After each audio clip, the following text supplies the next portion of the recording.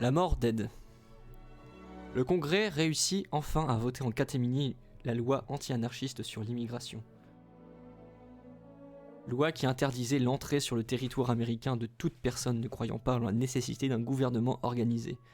Selon les dispositions de cette loi, des hommes comme Tolstoï, Kropotkin, Spencer ou Edward Carpenter pourraient se voir exclus des rivages accueillants de l'Amérique. Les libéraux velléitaires prirent conscience trop tard du danger que cette loi représentait pour les idées progressistes. S'ils s'étaient opposés de façon concertée aux menées des éléments réactionnaires, la loi n'aurait peut-être pas été adoptée. L'effet immédiat de cette nouvelle attaque contre les libertés fut cependant de provoquer un très net changement d'attitude à l'égard des anarchistes.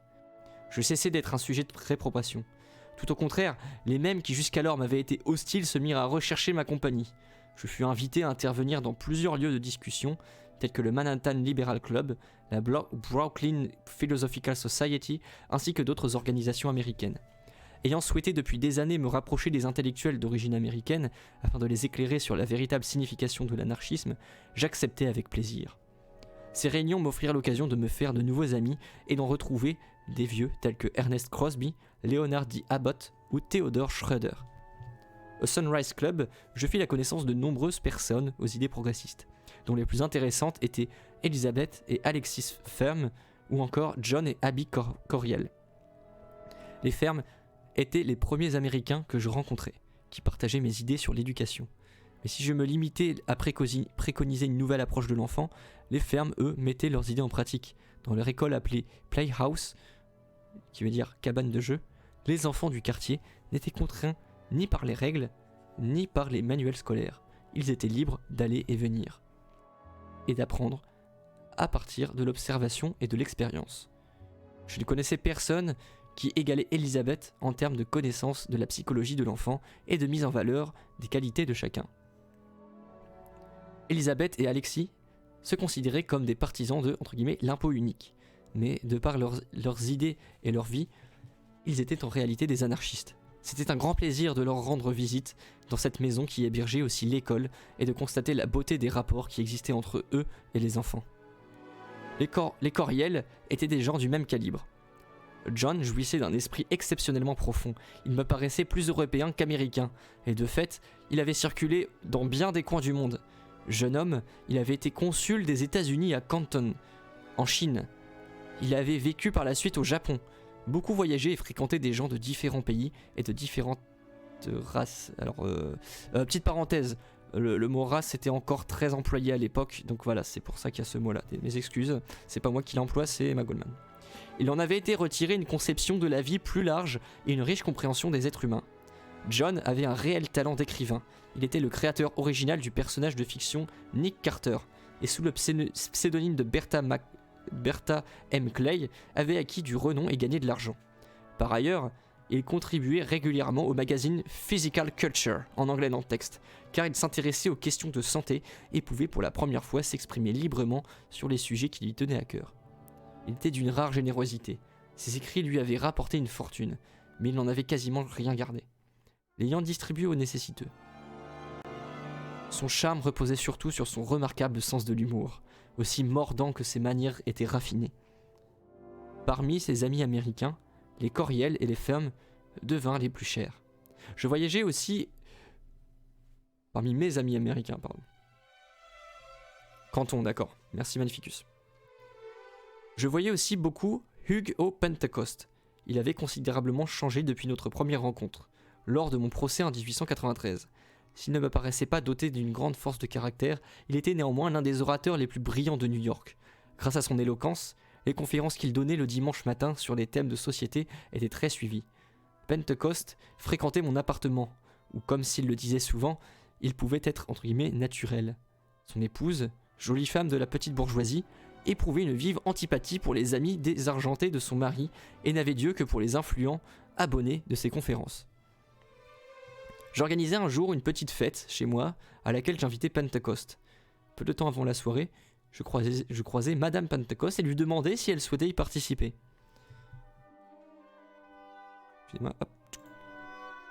Je vous remercie, ce serait avec grand plaisir, m'a dit-elle. J'adore m'encanailler. N'est-ce pas une chance, répliquai-je. Sinon, vous ne rencontrerez jamais personne d'intéressant. Elle ne vint pas à la fête. Ma vie publique devint plus mouvementée et mon travail d'infirmière moins épuisant. En effet, avec le départ de l'appartement de plusieurs personnes que j'avais à charge, entre guillemets, mes dépenses diminuèrent et je pus me permettre des périodes de repos plus longues entre les patients. J'avais enfin le temps de me consacrer à la lecture, activité que j'avais dû délaisser depuis quelque temps. Cette nouvelle expérience de la vie de célibataire me plaisait. Je pouvais aller et venir sans tenir compte des autres, et en rentrant à la maison d'une conférence, je me trouvais plus systématiquement confronté à une foule de gens. Je me connaissais suffisamment pour savoir que je n'étais pas facile à vivre. Oula, la musique est forte dans ce coup, mes excuses.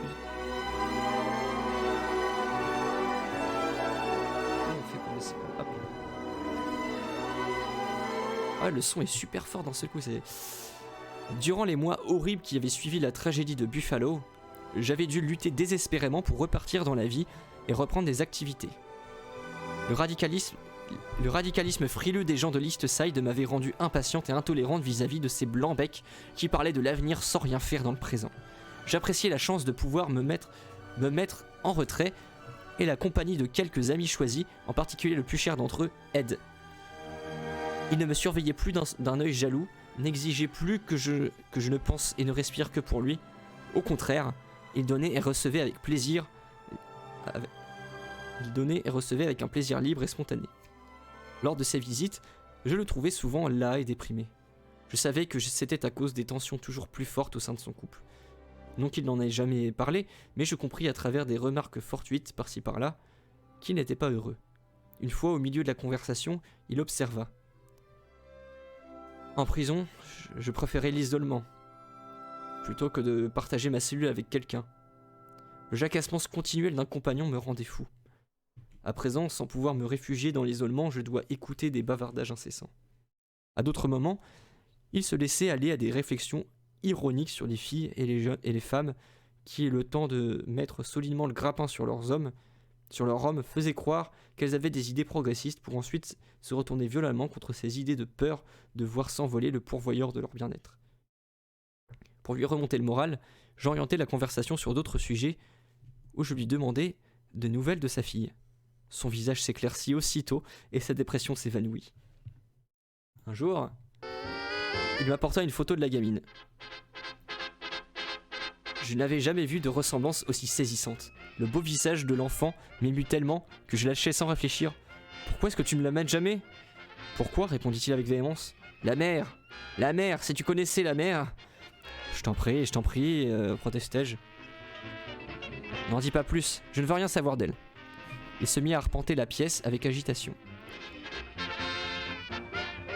déversant un torrent de paroles. « Tu dois me laisser parler, hurla-t-il. Laisse-moi te dire tout ce que je réprime depuis si longtemps. » J'essayai de l'arrêter, mais passant outre, il coupa violemment. « C'est la rage et l'amertume contre toi qui m'ont poussé dans les bras de cette femme. Oui, et à boire. Après notre première rupture, je n'ai pas arrêté de boire pendant des semaines. Puis j'ai rencontré cette femme. Je l'avais déjà croisée à des réunions de radicaux, mais elle n'avait jamais eu la moindre importance pour moi. Cette fois-là, elle m'excita. Ta perte ainsi que l'alcool m'avaient rendu fou. Alors je l'ai ramenée chez moi.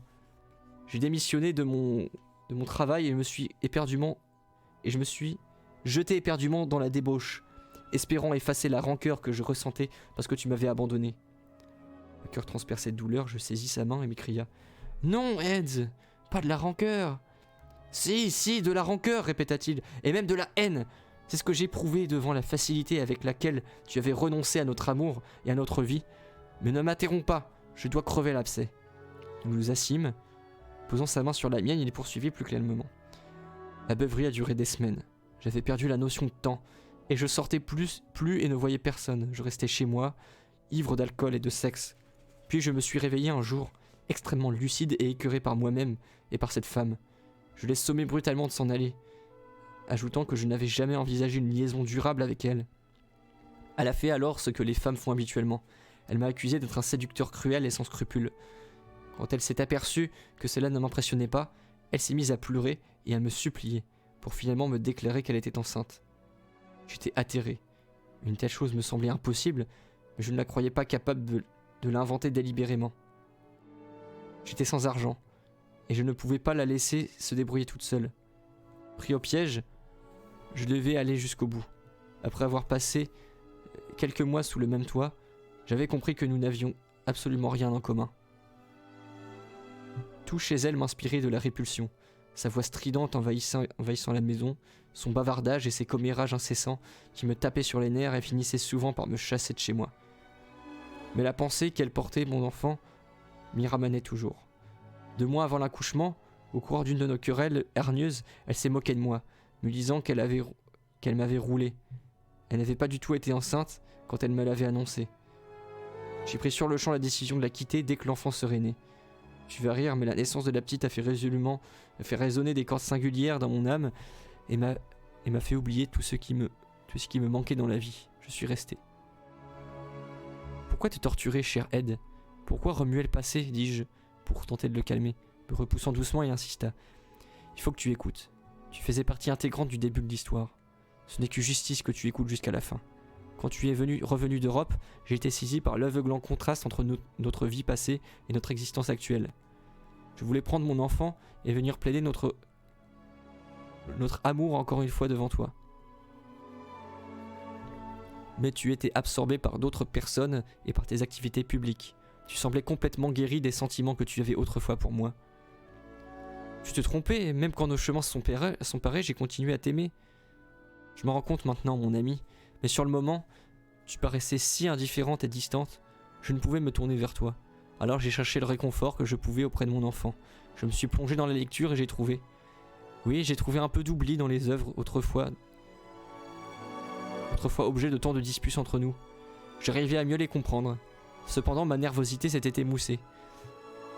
Et je ne tressaillais plus en entendant sa voix stridente. Ses récriminations m'avaient rendu dur et cynique. En outre, ajouta-t-il avec un petit sourire, j'avais découvert un moyen de couper court à ces flots de paroles. C'était quoi, fis-je, heureuse qu'il ait pris un ton plus léger. Je pourrais peut-être l'utiliser sur certaines personnes, moi aussi. Eh bien, tu vois, je sors ma montre, je la tiens devant les yeux de la dame, et je lui dis que je lui accorde 5 minutes pour terminer. Si passé ce temps elle continue, je quitte la maison. Et ça marche. Comme par magie, elle se précipite vers la cuisine.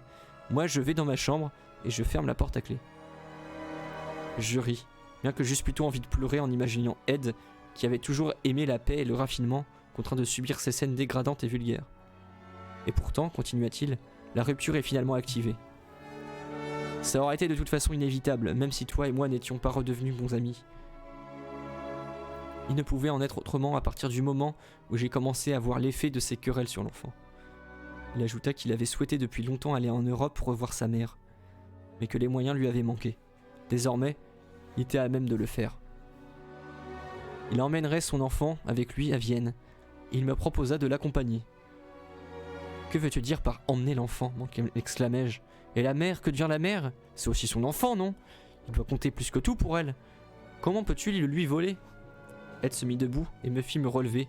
Son visage près du mien, il dit: L'amour. L'amour. N'as-tu pas toujours soutenu que l'amour d'une mère ordinaire étouffe l'enfant de baisers, ou alors lui porte des coups mortels? Pourquoi cette soudaine sensiblerie pour la pauvre mère? Je sais, mon ami, je n'ai pas modifié mon point de vue.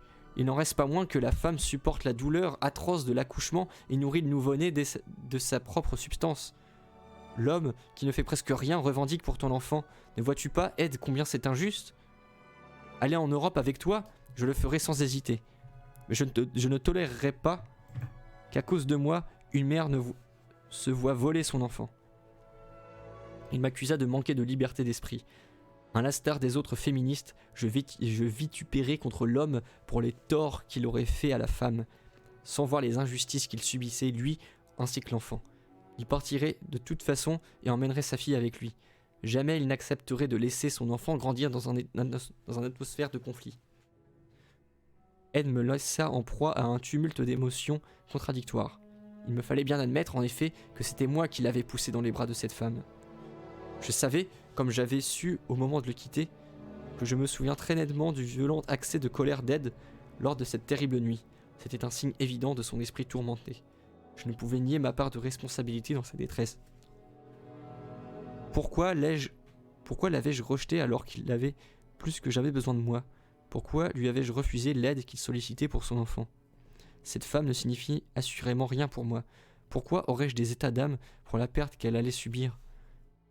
J'avais toujours soutenu que le seul processus physique de la maternité ne faisait pas d'une femme une vraie mère, et pourtant j'avais tenté de dissuader Ed de ce vol. Au terme d'une longue réflexion, j'arrivai à la conclusion que ma réaction vis-à-vis de la mère de l'enfant s'ancrait profondément dans les sentiments que j'éprouvais à l'égard de la maternité en général. Cette force muette et aveugle qui donne la vie dans les douleurs de l'enfantement, qui gâche la jeunesse et la vigueur de la femme et qui les réduit, dans sa vieillesse, à un fardeau pour elle-même et pour ceux qu'elle a enfantés. C'était à cause de cette impuissance de la maternité que je m'étais refusé à en aggraver la douleur. Lorsque Ed revint me voir, je tentai de lui faire part de ses réflexions, mais il ne parvint pas à me suivre mes explications. Il affirma qu'il m'avait toujours cru capable de raisonner comme un homme, c'est-à-dire de manière objective. Désormais, il lui semblait que j'argumentais de manière subjective, comme l'ensemble des femmes. Je répliquai que les facultés de raisonnement de la plupart des hommes ne m'avaient pas impressionné au point de vouloir les imiter et que je préférais réfléchir par moi-même en tant que femme.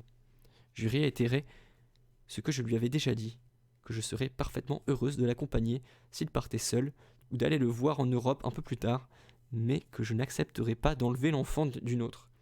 Je craignais que mon attitude ne nuise à ma nouvelle amitié avec Ed, mais il s'avéra généreux et compréhensif.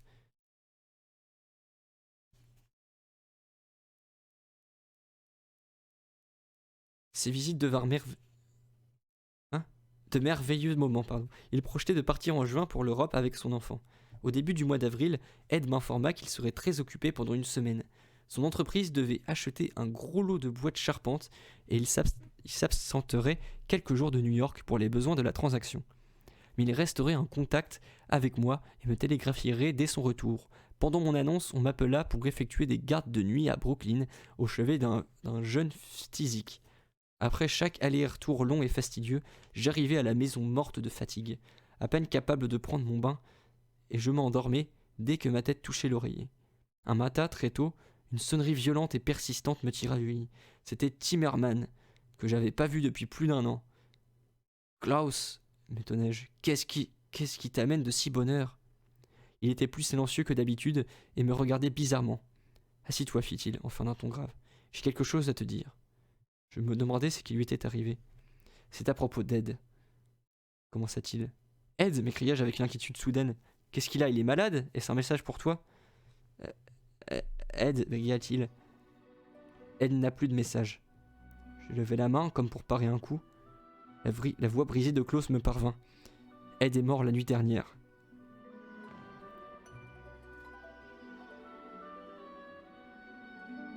Je restai debout à le regarder fixement. « Tu es saoul !» hurlai-je. « C'est impossible !» Klaus me prit la main et m'attira doucement auprès de lui. « Je suis un messager du mal, de tous tes amis.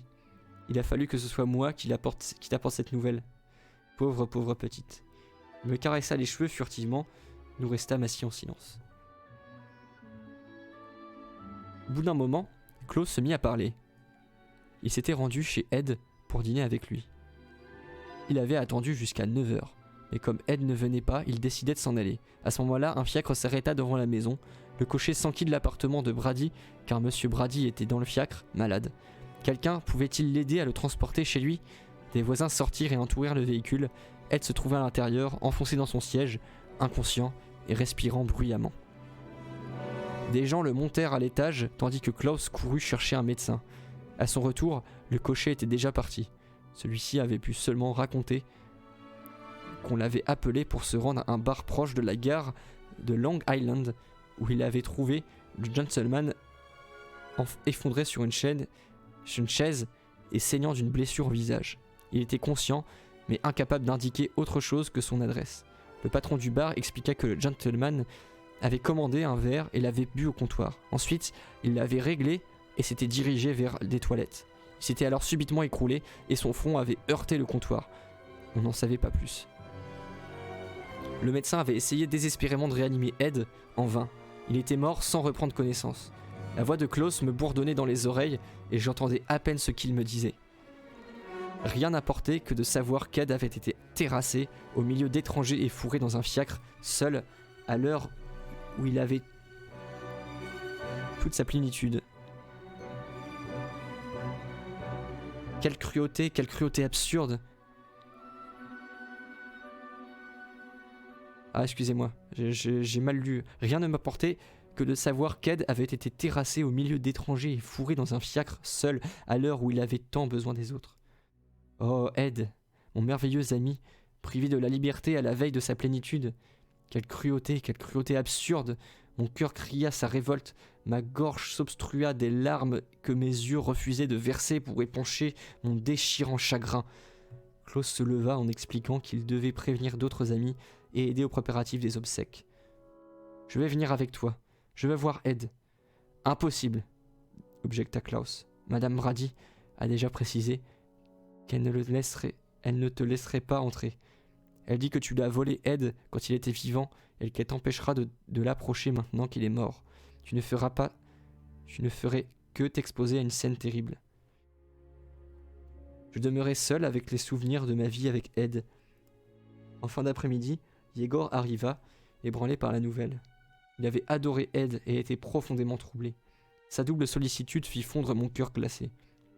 Serré dans ses bras, je trouvais les larmes qui s'étaient dérobées jusqu'alors. Nous nous assîmes côte à côte, parlant d'Ed, de sa vie, de ses rêves et de sa fin prématurée. Il se fit tard. Je me rappelais que le garçon malade à Brooklyn m'attendait. À défaut d'être près de mon précieux mort, je pouvais au moins venir en aide à mon jeune patient qui luttait pour la vie. J'avais toujours abhorré les enterrements. Je considérais qu'ils exprimaient l'envers du chagrin. Ma perte trop profonde n'y avait pas sa place. Je me rendis au crématorium. La cérémonie était déjà terminée et le cercueil fermé. Les amis qui connaissaient mon lien intime avec Ed ouvrirent le cercueil pour moi. Je m'approchai pour contempler le cher visage, si sereinement beau dans son sommeil. Ce n'était qu'une phrase. Le silence atténua. Oh, excusez-moi. Le silence qui m'entourait atténua l'épouvante de la mort. Soudain, un hurlement déchira l'air, suivi par un autre et encore un autre. Une voix féminine, hystérique, rugit. « Mon mari! Mon mari! Il est à moi !» La femme qui criait, son voile noir de veuve évoquant les ailes du corbeau, se jeta entre moi et le cercueil, me repoussa et se laissa tomber sur la dépouille. Une petite fille, blonde, les yeux pleins d'effroi, étouffée par les sanglots, s'agrippait à la robe de la femme. Durant un court instant, je me figeai, pétrifié d'horreur. Puis je m'acheminai lentement vers la sortie et me retrouvai à l'air libre, loin de ce spectacle répugnant. Je ne pensais qu'à cet enfant, réplique exacte de son père, et à sa vie qui serait dorénavant si différente de celle qu'il avait voulue pour elle.